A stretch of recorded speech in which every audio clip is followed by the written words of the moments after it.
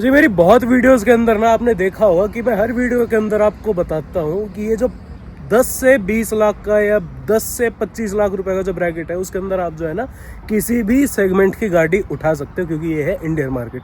नमस्कार जी, मैं शुभम सांगवान, स्वागत है आप सबका मेरे चैनल पर। अब इस सेगमेंट की ना एक ऐसी गाड़ी है जिसने 2015 के अंदर भारत की मार्केट के अंदर लॉन्च करा था, और उस लॉन्च के बाद ना जो एक सेगमेंट था उस गाड़ी का, वो उस गाड़ी ने नया खुद बनाया था, खुद डिफाइन करा था। मेरे साथ आज Hyundai की क्रेटा, और ये है इसका बिल्कुल लेटेस्ट मॉडल। अब इससे जो पहले फेसलिफ्ट आता था जो 2020 के अंदर लॉन्च हुआ था, उसका रिव्यू आपने मेरे चैनल पर बहुत पहले देखा होगा, लेकिन ये है भाई साहब बिल्कुल लेटेस्ट मॉडल। अब डीजल क्रेटा का ना मैंने हमेशा रिव्यू करा है, लेकिन पेट्रोल क्रेटा मेरे हाथ में पहली बार लगी है। ये है Hyundai क्रेटा 2024 की बिल्कुल लेटेस्ट मॉडल, और ये जो है 18.5 लाख तो नहीं, लेकिन 18 लाख रुपए आपका जो है ऑन रोड कॉस्ट करती है, क्योंकि ये है इसका एस ऑप्शनल ऑटोमेटिक। अब इसका जो ऑटोमेटिक है, वो जो सारा इसके अंदर तकनीकी चीज़ें है वो मैं आपको बाद में बताऊंगा, लेकिन इसका एक ओनरशिप एक्सपीरियंस इस वीडियो के अंदर मैं लेके आया हूँ, क्योंकि जो ओनर है उससे आप पहले मिल चुके हो, 1-1.5 साल पहले किसी और गाड़ी के पर्पज से मिले थे। लेकिन ये गाड़ी जिस गाड़ी का रिप्लेसमेंट है उनकी फैमिली में, उसकी कहानी आप सुनोगे ना तो उसमें आपको मजे आ जाएंगे। क्योंकि आप सारे जानते होंगे, जब एक ब्रांड की गाड़ी आप कभी खरीद लेते हो तो कोशिश करते हो कि उसी ब्रांड के ऊपर स्टिक रहे बंदा, और जितनी लॉयल्टी इन्होंने अपने प्रति, अपने ब्रांड के प्रति दिखाई है ना, दोनों गाड़ियों के लिए, जो इनकी फैमिली में दोनों गाड़ी है, वो सुन के ना आप दंग रह जाओगे। क्योंकि दूसरी गाड़ी का जो है उसका मैं ओनरशिप बाद में लेके आऊँगा, लेकिन उस गाड़ी का जो प्रेडेसेसर थी उसका आपने पहले इसका रिव्यू देखा होगा। तो फटाफट से जो है इनके ओनर को मैं बुला लेता हूँ और उनसे जो है सारी कहानी पूछ लेता हूँ कि भाई साहब क्या सीन है। ओके, आ जाओ। तो आज है मेरे साथ Asha ji. Good morning, how are you? हमारे चैनल पर आपका स्वागत है। और लास्ट टाइम जो मेरे पुराने व्यूअर्स है वो जानते हैं, वो आपसे मिले थे एक सफारी के, जो आपके पास टाटा सफारी स्टॉर्म थी उसके ओनरशिप में, और उस टाइम आपकी जो एक छोटी कार थी, जो आपकी पर्सनल कार थी, आप उसका रिप्लेसमेंट आज लेके आए हो, मैंने ये सुना है। तो पहले आपके पास कौन सी कार थी, और सफारी की बाद में कहानी सुनेंगे, जब आपकी जो न्यू कार है उसका हम रिव्यू करेंगे तब। अभी जो है इस गाड़ी का पास्ट प्रेजेंट फ्यूचर मेरे को सारा बता दो कि पहले क्या कहानी रही है, पहले कौन सी कार आपने ओन करी थी, और इस कार के ऊपर आपके जाने का स्पेसिफिक रीजन, स्पेशली पेट्रोल, क्योंकि पेट्रोल क्रेटा ना बहुत कम लोग लेते हैं शुरू से। इसकी जो वेटिंग जान, जो मतलब जो जान छिड़कते क्रेटा की, वो क्रेटा डीजल के ऊपर छिड़कते हैं, पेट्रोल लेने की वजह। और इसके जो सेगमेंट है, आपने जैसे जाना होगा, आपने अगर मार्केट के ऊपर रिसर्च करी होगी, तो 10 से 20 लाख के अंदर आप कोई भी सेगमेंट की गाड़ी ले सकते हो। आप हैचबैक ले सकते हो, इस साइज की ले सकते हो, आप सेडान ले सकते हो, आप जो है स्कॉर्पियो और एक्सयूवी जैसी गाड़ियां भी ले सकते हो। तो 18 लाख रुपए ऑन रोड इस गाड़ी के ऊपर लगाने की वजह मेरे को अब आशा जी बताएंगे। चलो शुरू हो जाओ। इतने सारे सवाल जो एक तो पूछ लिया ना, एक एक करके जवाब देते हैं। पहले मेरे पास i20 थी, उससे पहले i10 थी, ठीक है। जैसे टाटा के लॉयल कस्टमर है मेरे हस्बैंड, मैं शायद Hyundai की लॉयल कस्टमर हूँ। i10 चलाई है, i20 चलाई है 8 साल, अभी भी मेरे पास वो है। अपग्रेड करना था ऑफ कोर्स, तो बहुत सारी गाड़ियां देखी, टाटा कर्व देखी, आजकल बहुत रोड प्रेजेंस उसकी दिखती है। टेस्ट ड्राइव भी लिया 2-3 बारी, और उसके बाद ऑलमोस्ट फाइनल भी कर लिया था कि शायद कर्व पे जाएंगे। फिर कहीं लगा कि शायद 1-2 लोगों ने बोला कि उसमें जब अंदर एंटर करते तो शायद थोड़ा सा उसकी एंट्रेंस में उनको दिक्कत होती है, स्पेशली जो टॉल लोग हैं। मेरे जैसे लोग तो किसी भी गाड़ी में फिट हो जाएंगे, बट देन हाँ, राज के लिए थोड़ा डिफिकल्ट हुआ। तो उसके बाद वहां से वो ड्रॉप हुआ, तो देन आई थॉट कि एक बजट में Hyundai पे अगर जाते हैं तो वेन्यू देख लेते हैं।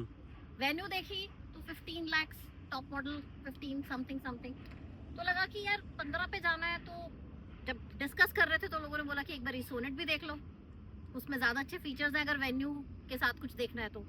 सोनेट देखी तो वहां पहुंचे हम 16.5 लाख पे। जब 16.5 पे पहुंच गए तो फिर लगा कि यार फिर क्रेटा क्या बुरी है 18 में। And Creta was always my favourite.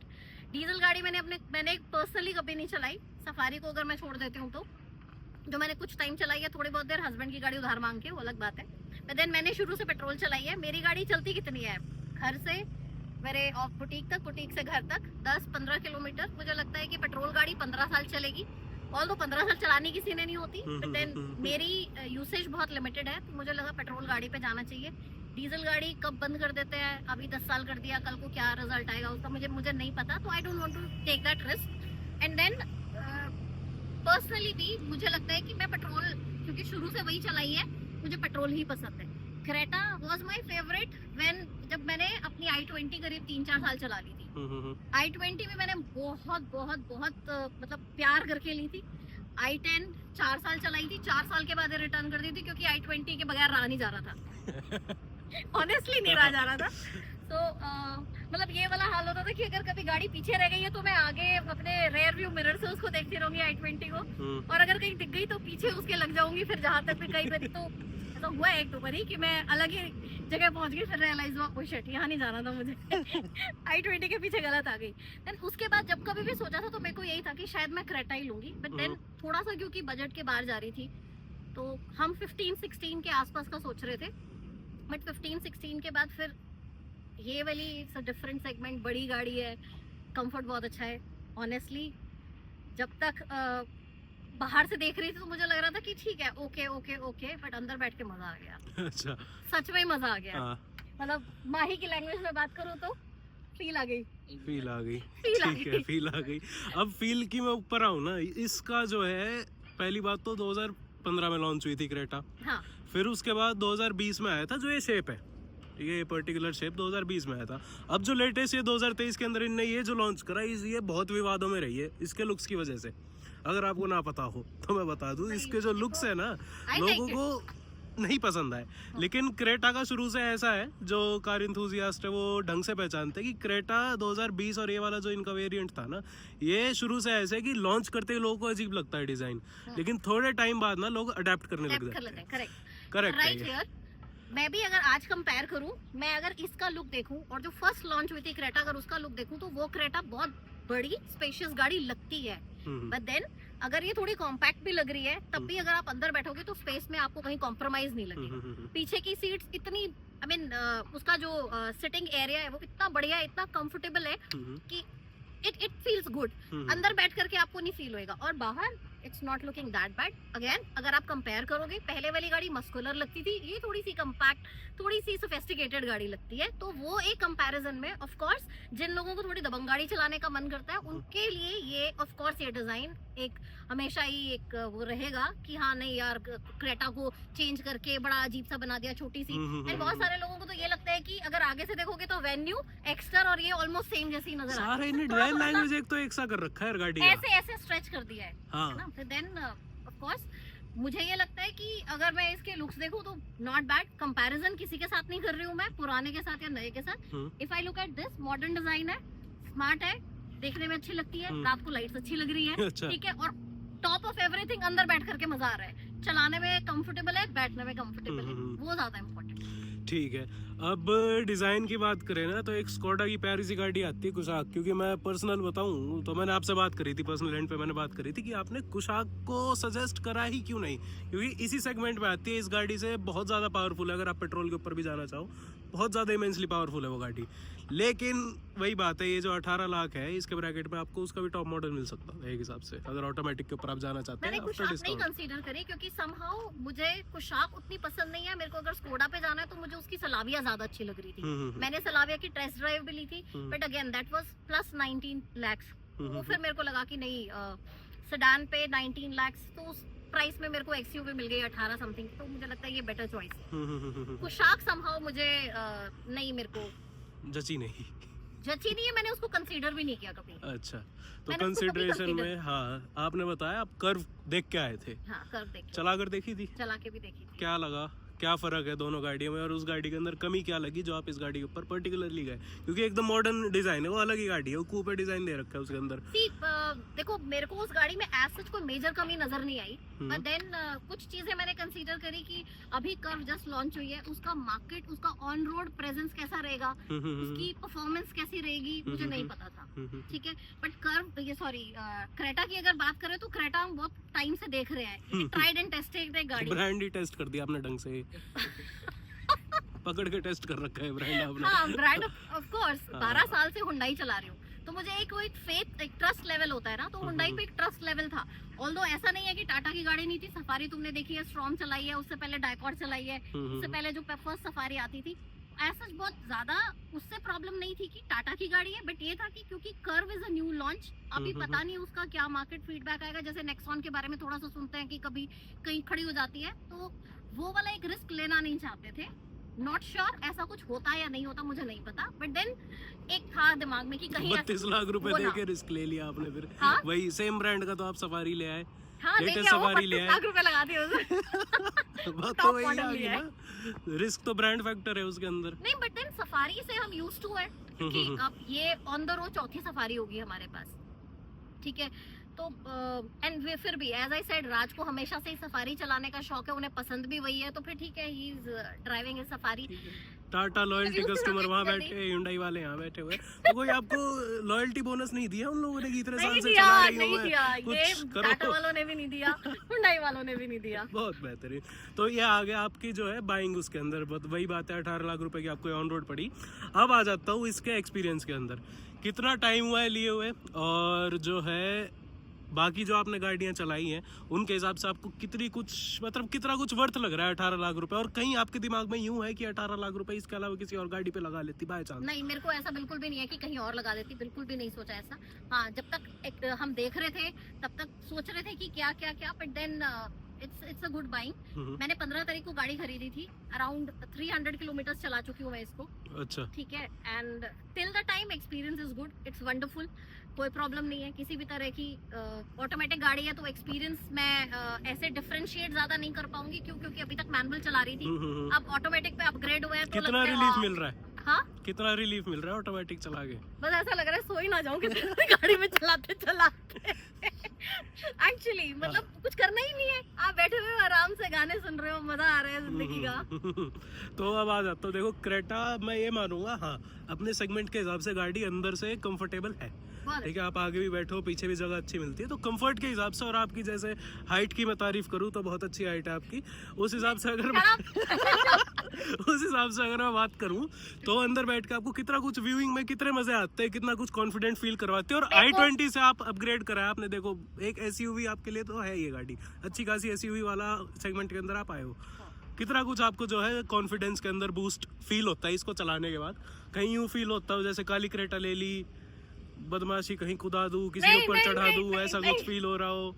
ऐसी वाली फीलिंग शायद तुम लोगों को आ सकती होगी, मुझे तो नहीं आती। मेरे को तो आता है, हाँ मजा आ रहा है, अच्छे से आराम से चलानी है, सीधी सड़क पे चलानी है। गड्ढा भी आता है तो लगता है ओह माय गॉड गड्ढा आ गया, जोर से धचकी ना लग जाए गाड़ी को। बट कॉन्फिडेंट फील करवाती है गाड़ी चलने बहुत में? बहुत कॉन्फिडेंट फील कराती है। सिटिंग, क्योंकि इसकी सीट हाइट एडजस्टेबल है, तो मैं अपने हिसाब से इसको एडजस्ट करके रखती हूँ। क्लैरिटी बिल्कुल, व्यू की बिल्कुल अच्छे से क्लियर है, मुझे कोई प्रॉब्लम नहीं है चलाने में 1% भी। i20 में एक चीज होती थी कि बैठ करके ना आपको बड़ा नीचे नीचे फील होता है, उसमें थोड़ा यूं करना पड़ता है। हाँ, मतलब आप ऊपर बैठे हुए हो ऐसे दबंग से। अच्छा, एक चीज का कंपैरिजन है, मैंने सफारी चलाई है अभी नई वाली वो, और अगर मैं इसको कंपेयर करूँ तो जब आप सिटिंग के बाद ये साइड विंडो जब आप देखते हो ना, तो सफारी में विजिबिलिटी थोड़ी सी कम है कंपैरेटिवली, इसकी विजिबिलिटी बहुत अच्छी है, साइड विजिबिलिटी। और उसका ये वाला जो पिलर है ना सफारी का, एट टाइम जब आप टर्न लेते हैं तो आपको लगता है कि वो थोड़ा सा विजन को ब्लॉक कर रहा है, जो इसमें नहीं है। ये चीज इसमें मुझे नहीं लगती, क्योंकि ये जो साइज है ना, ये सेगमेंट जो गाड़ियों का होता है सिटी ड्राइव पर्पस के लिए सबसे बेस्ट सेगमेंट होता है, ठीक है। जिनका एक्चुअल में सिटी पर्पस है, बिल्कुल ही शहर के अंदर आपको गाड़ी हमेशा चलानी है, वो ही सेगमेंट के ऊपर जाए, मैं तो यही बोलूंगा। मेरा वही है, मेरी सिटी ड्राइव ही है मेजरली। कभी कभार कहीं लंबा चले जाए तो अलग बात है, बट देन इसमें फिर हम सफारी प्रेफर करते हैं कि 2 4 5 लोग जा रहे हैं इकट्ठे, तो बड़ी गाड़ी लेके जा रहे हैं। अब आ जाता हूँ इसके माइलेज फैक्टर के ऊपर, जो मेरे को शुरू से जो है डाउट रहा है, तो क्या कुछ आपको लग रहा है कितनी कुछ, क्योंकि अभी 300 किलोमीटर है, पता इतना तो चला ही नहीं होगा। है, मैंने अभी तक इसमें 31 लीटर पेट्रोल डलवाया है। हाँ। जो अभी मुझे ये दिखा रही थी 269 अभी और चलेगी ऐसा दिखा रही है मुझे। हाँ। एवरेज जो अभी इसमें उस पे ही आती है आपके MID पे, हाँ, उस पे दिखा रहा था कि 11.4, बट मुझे लगता है कि बाय द एंड जब तक पेट्रोल खत्म होएगा तब तक मुझे लगता है 12 साढ़े 12 की एवरेज दे देगी पेट्रोल में, दे देगी पेट्रोल में। मुझे लग रहा है अभी तो जो जिस हिसाब से मैं इसका भी वो देख रही हूँ, हाँ। मुझे लग रहा है 12 साढ़े 12 दे देगी, क्योंकि इसके अंदर फिर ड्राइव मोड कई चीजें चेक करी थी मैंने इको ड्राइव पे भी चलाई है, मैंने नॉर्मल पे भी चलाई है, स्पोर्ट्स पे मैं भी गई नहीं क्योंकि मुझे इतनी दूर कहीं जाना नहीं था ना, ऐसा मुझे कोई मेरे शौक है कि मैं स्पोर्ट्स में चला के घूम घुमा दूं, ऐसे वाला कोई मूड नहीं है। बट देन ठीक है, आई मीन इको और नॉर्मल पे मैंने चलाई है। इको पे आपको डालना पड़ता है, नॉर्मल पे ये हमेशा रहते हैं, तो मोमेंट आप इसको ऑन करोगे ये नॉर्मल मोड पे चलेगी, इको पे आपको डालना पड़ता है। तो मैंने इसको नॉर्मल पे भी चला के देखा है, अभी इको पे भी चला के देखा है। अभी हम जस्ट ट्राइंग कि एक बार ये 31 लीटर वाला पेट्रोल जो है ये खत्म हो, तो एक आइडिया लग जाए कि एवरेज माइलेज का क्या आ रहा है। बट मुझे लगता है 12 तक आएगा, जो अभी मुझे समझ में आ रहा है देखने से। बाकी थोड़ा सा जिस एरिया में हम रह रहे हैं थोड़ा सा ओपन है, इतना क्रैम्ड और इतना ट्रैफिक नहीं वाला है, सीन हाँ, नहीं मतलब है, मेरा क्योंकि स्कूल से बिल्कुल 10-12 किलोमीटर चलना है। बिल्कुल ही भयंकर ट्रैफिक में नहीं देने वाली है एवरेज में। हाँ, I'm पेट्रोल की sure, बात करूँ I'm नहीं, sure। बिल्कुल नहीं दे सकती है एवरेज। नहीं देगी, हो सकता है बट नहीं दे। ऑन दी अदर हैंड वही बात है, आपका जो ड्राइविंग पर्पस है गाड़ी का, जितना आप सिटी के अंदर ही चला रहे हो तो उसके इतनी आपने 300 किलोमीटर इतने दिन में चलाई है। कितने दिन में 300 किलोमीटर चलाई? 6 दिन में। एक दिन की ट्रैवल होती है ये, एक दिन में चलानी चाहिए इतनी। नई गाड़ी तो घुमाते रहो। 300 किलोमीटर इंक्लूड्स गाजियाबाद से यहाँ तक लेके आने का ड्राइव। अच्छा, गाजियाबाद से ली थी मैंने गाड़ी, तो वहाँ से यहाँ तक लेके आने वाले भी किलोमीटर इसमें इंक्लूड। तो 300 ऐसे, अदरवाइज वो भी नहीं होते। ठीक है, अब आ जाता हूँ मैं Hyundai के ऊपर हल्का सा। अपना सेल्स जो आपने खरीदी है गाड़ी, उसका मेरे को एक्सपीरियंस बताओ कि सेल्स के अंदर टाटा वालों ने आपको थोड़ा सा कैसे ट्रीट करा था, क्योंकि ये जो है ना टाटा का मैंने सुना है कि सर्विस और जो सेल्समैन होते हैं वो इतने ज़्यादा फ्रेंडली है, कुछ मैंने सुना है, कई जगह पे सुना है। तो एक ट्रीटमेंट का मेरे को फर्क बताओ, Hyundai में कैसा कुछ फील हुआ आपको? कोई ट्रीटमेंट का फर्क नहीं लग रहा, क्योंकि सफारी की डिलीवरी के टाइम पे भी मैं और माही गए थे, दे वर गुड। हाँ, थोड़ा सा वेटिंग टाइम था, बट वो Hyundai में भी था, क्योंकि हमारा पेपर वर्क जो लोन सैंक्शन होना और वो सारी चीजें थी, तो मेरे को कोई बहुत मेजर डिफरेंस नजर नहीं आ रहा। बट देन मुझे लगता है थोड़ा सा प्रोफेशनलिज्म का है, 19-20 का उतना फर्क नहीं पड़ता।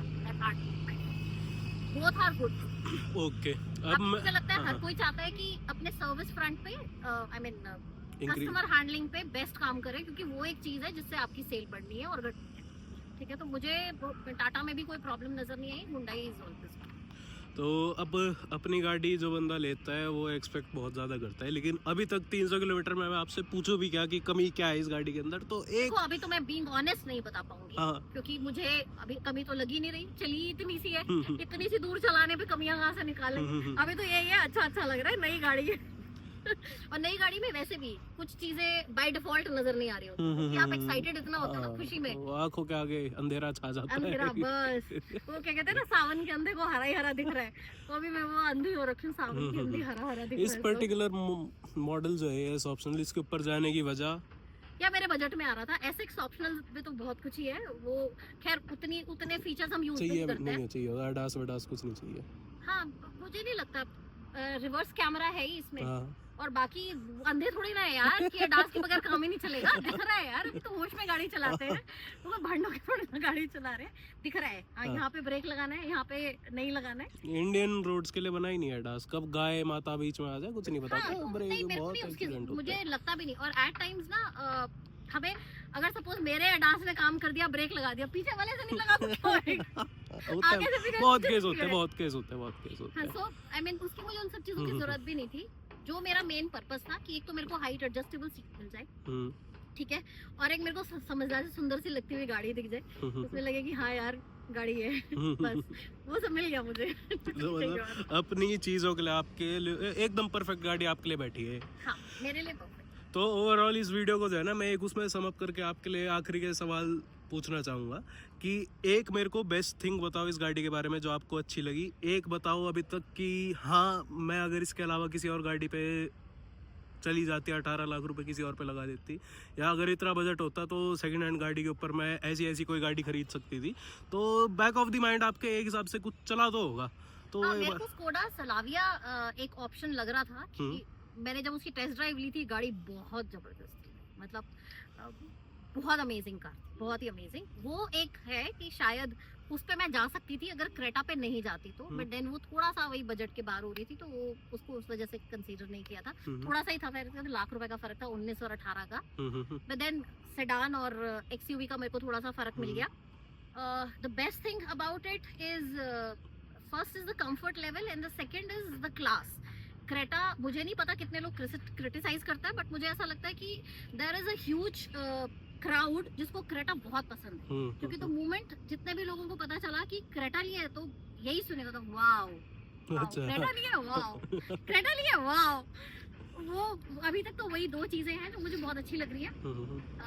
प्रॉब्लम्स क्या होंगी वो आगे मुझे अभी पता नहीं है, बट देन इसके अलावा मैं भी कुछ और क्या बेस्ट है वो बता नहीं पाऊंगी। मुझे तो अभी ये दो चीजें समझ में आ रही हैं। कोई नहीं, इतने चलाओ, फिर सफारी वाले में आपसे क्रेटा के सवाल पूछूंगा। क्या अब क्या बेस्ट लगा है? मेरा पति मुझे मारेगा, पकड़ के कहेगा अच्छा तू मेरी सफारी की बुराइयां कर रही थी बैठ करके वहाँ। अपनी की तारीफ कर रही थी। तो ठीक है, मैं कोशिश करूंगी कि मैं राज को बोलूँ वो बनाए वीडियो इस बारी। ओह हाँ, हाँ, I नहीं वो रिव्यू देंगे, ज्यादा बेटर दे पाएंगे, क्योंकि मैंने आई थिंक 900 किलोमीटर चलाई है सफारी अभी तक। क्योंकि हम एक बारी जब घर जा रहे थे तब आगरा से लेके कहाँ कौन सी जगह है वहां तक, मतलब अराउंड 900 किलोमीटर मैंने सफारी चलाई थी। तो वो एक एक्सपीरियंस है मेरा, उसके साथ मैं एक कंपैरिजन शेयर कर पाऊंगी। बट अदरवाइज ऑन रोड शायद मैंने क्राउड में सिटी में वो बहुत ज्यादा नहीं चलाई है, मुश्किल से 40-50 किलोमीटर, उससे ज्यादा नहीं। एक सेकंड, गाजियाबाद से आप यहाँ लाए थे तो ट्रैफिक तो मिला ही होगा? हाँ, आप चला के लाए थे? Of course. उसका एक्सपीरियंस बता, मैं ट्रैफिक का इसका पूछना चाहता हूँ कि क्या मतलब ऑटोमेटिक आपको कितने मजे आए ऑटोमेटिक चलाने में? चल रहा था, मैं गाड़ी चला रही हूँ, मुझे लग रहा था मैं आराम से बैठी हुई हूँ। तो मेन जो है ना वो क्लच और वो गाड़ी चेंज करने के पीछे, I-20 से इधर आने के पीछे एक मेजर रीजन ये था कि भाई अब उम्र हो गई है, बच्चे बड़े बड़े, इतने बड़े बड़े बच्चे जवान हो गए हमारे, तो ये ना घुटने में पेन ज्यादा होने लगा। लेफ्ट क्लच दबा दबा करके उल्टा घुटना कह देता था, भाई हमसे बहुत हुआ और नहीं कर पाएंगे, तुम कुछ और देखो। तो मुझे लगता है कि ऑटोमेटिक तो ऐसा लगता है घर पे कुर्सी पे ही बैठ गए हो आप। बैठ गए हो, बिल्कुल बैठ गए, चलो ठीक है, बैठे गए कुर्सी पे ही बैठे। तो बिल्कुल कोई फील नहीं है, कोई थकावट नहीं, कुछ नहीं। मैं उस दिन मेरे हस्बैंड का बर्थडे था, तो सुबह पहले गाजियाबाद गई बाय कैब, रास्ते में वापस आई, आकर के हम पार्टी अटेंड करी, 12:30-1 बजे तक हमने पार्टी करी, उसके बाद घर आए, तो थकावट फिर भी नहीं थी। तो ड्राइविंग वाली थकावट नहीं थी। अगर मैं I-20 लेके आई होती शायद, या कोई मैनुअल गाड़ी लेके आई होती, तो शायद मैं रो देती, क्योंकि गंदा ट्रैफिक था। मैं पीक आवर्स में निकली हूँ वहां से अराउंड 7:30 के आसपास। वो पूरा दिल्ली, गुड़गांव और महिपालपुर पे तो इतना गंदा ट्रैफिक, बाप रे पूछो ही मत। महिपालपुर वाला जो रूट है, कहाँ से आप धोला कुआं से थोड़ा सा आगे चलते हैं, वो सुब्रतो पार्क वाला शायद रास्ता है, वहां से लेके आगे रजोखरी रेड लाइट तक पूरा ब्लॉक होता है, और रोज का काम है वो। तो चलो, थैंक यू सो मच अपने प्यारे से एक्सपीरियंस के लिए, और कॉन्ग्रेचुलेसन सबसे पहले तो, क्योंकि बहुत प्यारी गाड़ी आप लेके आए हो। काली क्रेटा एक्चुअल में सूट करती है, इस कलर का मैं मना नहीं करूंगा। एक black Creta actually black Creta है, ये माही की चॉइस है। he wanted to buy black। इनको तो व्हाइट ही अच्छा लगता है, इनने I-20 भी व्हाइट मुझे थी, सफारी भी इन्होंने व्हाइट यार ली थी। मेंटेनेंस थोड़ी सी कम होती है व्हाइट की, कहीं पर भी खड़ी कर दो, इसको तो सोचना पड़ता है, ऐसे हाथ से पोंछना भी पड़ता है यार, गंदी खुद का हाथ ऐसे रखता अपने है। कपड़ों से पोंछ लेते हैं हाथ। कपड़े नहीं अच्छे लग रहे, अभी अच्छे लग रही है। बट देन हाँ ठीक है, मुझे लगता है और 10 दिन इतना ही क्रेज रहेगा काली गाड़ी को चमकाने का, उसके बाद खत्म हो जाएगा। उसके बाद ऐसे ही चलेगी। उसके बाद धूल मिट्टी भी चढ़ी रहे, साफ हो रही है ठीक है, नहीं हो रही है ठीक है। बट देन हाँ, ये माही की चॉइस है। अब मैं क्या, बहुत बढ़िया। तो थैंक यू सो मच अपने एक्सपीरियंस के लिए, और आशा करता हूँ आशा जी बहुत अच्छी तरीके से आप इस गाड़ी को चलाएं, और कोई भी भाई अपनी कार का जो है एक्सपीरियंस करवाना चाहे तो मेरे से जो है कांटेक्ट कर सकते हैं। मेरे को जो है इंस्टा पे जाके फॉलो कर सकते हैं, वहाँ जो है मेरे से आराम से सारे सवालात पूछ सकते हैं। और आपका क्या रिव्यू है इस क्रेटा के ऊपर, क्योंकि ये जो डिज़ाइन है ना क्रेटा का, इसका जो है बहुत लोगों ने जो है बेइज्जती बोलूँ मैं, ट्यूबलाइट बोलूँ, क्योंकि ये जो डिज़ाइन अब लैंग्वेज आने लग गई हुंडई के अंदर, इसको थोड़ा सा क्रिटिसिज्म ज़्यादा मिल रहा है। तो अपना जो है एक एक्सपीरियंस मेरे को भी ज़रूर बताना। यही थी आज की वीडियो, आशा करता हूँ आपको अच्छी लगे। ऐसी वीडियो आपके लिए लाता रहूँ, तब तक के लिए आपको पता है क्या करना है। चैनल पर नए हो सब्सक्राइब करे बिना मत जाना। मिलते हैं अगली वीडियो में, तब तक के लिए धन्यवाद।